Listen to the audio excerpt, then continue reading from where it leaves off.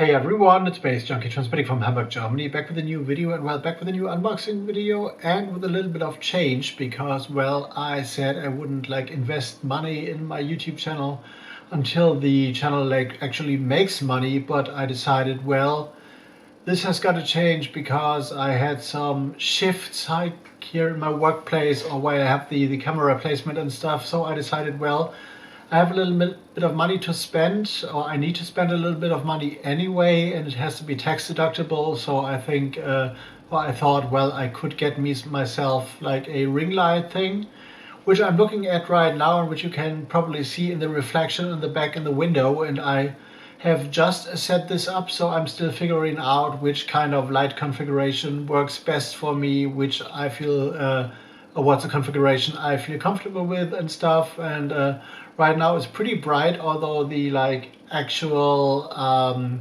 brightness is dimmed to minimum in this setting, I guess, but I will try to shoot a video on this. And we got a sweet little envelope sitting here, which has been sitting on my desk for quite a while, which came in from the AUT Records camp, once again the label run by Davide Lorenzon, which is based both in Berlin and Italy, partly in Berlin, partly in Italy. This came from Berlin actually, so you've seen the label quite a lot. They've sent me a lot of stuff within the past years and they've grown quite a lot, so they are a label that is at home in the, let's put it jazz, free improv realm, with a little bit of an excursion sometimes into electronics, a little bit of excursion into ambient-ish kind of stuff and modern classical and all that good stuff. So a lot of free improv, little small ensembles, 3 to 6 people usually. So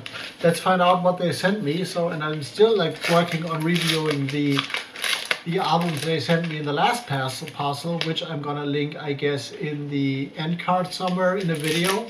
Still getting used to that new lighting condition and lighting thing, and I think the setting I am at right now is not the right one, but let's have a look what we got in here. We got 3 new albums, all packaged in protective foil, which I'm gonna remove, and well, I think you can see the stuff I'm wearing more better, I guess, and the Hinplatz shirts, and but also the things I'm doing. So there's a little bit of blockage, I guess, happening because my laptop is sitting right in front of me. And this didn't work as well, so getting rid of that. And yeah, this is an interesting new situation. I hope at some point I will have a room or a special setup for YouTube, which is dedicated to unboxings only. This would be well, a dream is a little bit far-fetched, but would be a thing I would appreciate, to have a little corner space somewhere to set this up properly. But this will have to wait for a bit, and I'm pretty annoyed because I have to clean out this room and my non-existent kitchen kind of in a few weeks, because I'm getting new windows actually, and this does mean a lot of shifting of records and stuff, and avoiding of getting them dirty and dusty and stuff, because window renovation is a dirty thing, I guess. So I'm not looking forward to that, but this will be a topic for another video maybe. But now we got stuff, and we are starting with this one. No, usually we're starting with what is the press sheet, which I have to get used to as well to show you this one in this situation. So what we got here is Sync Cata Cryptico on AUT Records, catalog number 110, which is about to be released on May 8th, actually, a 4-track album by a quartet, which looks like this. A little bit of a closer view. Seeing this popping up from my laptop over here. And what we got here is a, as I said, quartet album, led, I guess, by Sebastian Strinning on tenor saxophone and bass clarinet. Natalie Peters is there for voice. Yara Lee Mennel for violin and voice. And Jacek Schmiel, maybe, Polish name probably, for zither and electronics. Having like two vocal performers on an AUT Records album is kind of unusual. They don't do vocals a lot. They have, like, as far as I remember, like released one full vocal album, but the other stuff is mainly instrumental. And this is as it said here, this recording of Catacryptico documents the inspiring encounter of four very different musicians. Sebastian Stremming is coming from the current free jazz scene in Switzerland. Natalie Peters and Yara Lee Menne coming from Locarno, which have been working for several years as a duo. And they rely on a spontaneous use of their voices as an instrument. And the guy from Poland, Jacek Szmiel, has studied in Basel and moves between deep listening and powerful sonic gestures. And they exploit their different characters in a quartet setting, actually, with this album, Catacryptico, which looks beautiful. Looks like this. I hope this works actually with the new ring light thing here. Probably works better than the other setting I had set up. And here's the back, 4 tracks on here. I probably will use this one as a thumbnail shoot actually. The main piece on here seems to be Ashes of a Diva, which is the last one with like nearly 18 minutes of playing time. And the other ones, the starting one, L'amore di una povera creatura, however this is pronounced in real life, is also like hitting the 15 minutes mark. So long things, long tracks, long compositions, long form things in here. We're gonna review that on my website nightsales.de in a bit, I guess. The next one is the Doom Orchestra, with like 3 O's and 1 O in orchestra, makes it 4. Our Sea Lies Within, AUT Records 109, to be released, or has been released on April 24th actually. 8-track album, 46 minutes of approximate runtime. The press sheet looks like this, and as you can see here, there are a lot of musicians involved. Too many to mention, but a lot of saxophones and violins and like 1 piano, tabla, found objects, percussions, electric bass, vocals as well by Nina Bayetta, and drums, percussions, and objects. Objects is always an abstract thing for me, because it could be anything from like, I don't know, trash found somewhere to sticks and stones to whatever cubes they have lying around. So I don't know, but the whole thing, the Doom Orchestra with like 3 O's, has been founded by Francesco Cigana in 2018, and which is a collective of young musicians investigating in improvisational practice in Padua, which seems to be a city in Italy somewhere. And this is the album like showcases the experience they've accumulated over the past 6 years, and both in performances and concerts. So this is the main setup here. The album looks a little bit doomed as well, as you can see here. Probably the entire track list and like all musicians are mentioned on here, and we unfold this thing, CD and artwork as well. Well, this is interesting. What is this? This is a hexagon. 1, 2, 3, 4, 5, 6, 7, 8, 9, 10.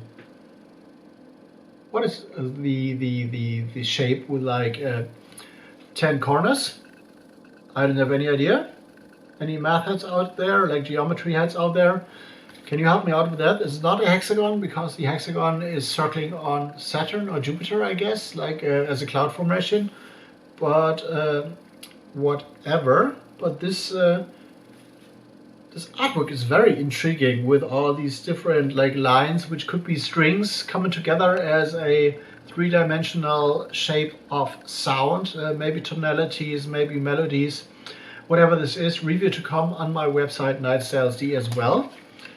And the last one seems to be could be from Poland, from the name. Maciej. If I butchered that, my apologies. Galaterna, a 6-track album, total runtime of 39 minutes, released as AUT Records 111 on May 22nd. This is a press sheet.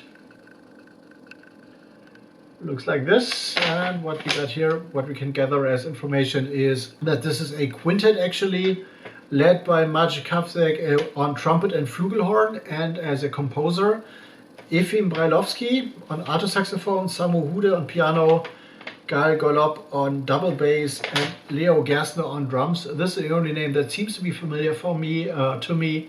Maybe because Leo Gerstner has performed with some of the other bands or like ensembles on the AUT Records label. First album, a testament to multifaceted talent as a producer, composer and arranger, referring to Maciej Kawczak actually. He is like creating something unique while honoring his musical lineage. So I don't know where the leading artist comes from and what kind of school of like music he studied, but this seems to be like a reference to his studies, to his like masters or whatever. We have a spectrum of compositions drawing inspiration from diverse sources, traditional jazz motifs, open harmonies, intricate textures, adding layers and language. Each piece is a tribute to the artists who have profoundly influenced Kawczak's musical journey. So this could be like both artists and teachers. Sometimes the relationship is a similar one. And the album looks actually like this, very spacey kind of, but also very powerful and like kind of explosive artwork as well. Looks like this. One of the tracks, the first one, is called Hexagonal Mirrors, which could be a reference to whatever this is, the shape, but this isn't the hexagon, I think. So I don't know, what is hex code? Is hex 12 corners? I'm totally taking an educated guess here. Other tracks are called Philosopher's Stone, which is interesting, an interesting play on words. Primrose is still a word that I have to investigate, because I'm not a native English speaker, and there is a track, an old electro track called Primrose Path, which I'm still not knowing exactly what this references to. Galaterna is an improv piece, Raspberry Juice, and also Hand in a Hat, 40 minutes of, I guess, mostly jazz, free improv related stuff by a I guess Polish artist named Maciej Kawczak, or composer. So this is it. Little unboxing for the AUT Records label, maybe a little bit all over the place because I'm getting used to this setup. Maybe I'm gonna use another lighting setting. So if you like see a difference in what I do compared to the videos I did like a few weeks ago or the whole time on this channel, please let me know in the comments. I'm still getting used to this. This might be a little bright, so probably I'll turn this thing a little bit down in the next one, but now I'm going to go into editing mode, not reshooting this, so YouTube is like broadcast yourself, and I'm going to try and experiment with a little bit of thing and lighting, of course. So Bass Junkie out for now. See you in the next one.